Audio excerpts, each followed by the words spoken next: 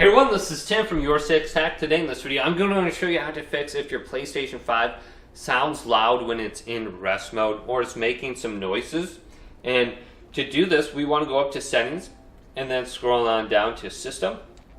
Then under here, let's go to Power Saving Settings and then go to Features Available in Rest Mode. And we want to go to where it says Supply Power to USB ports. To charge your controller, plug them into the USB ports.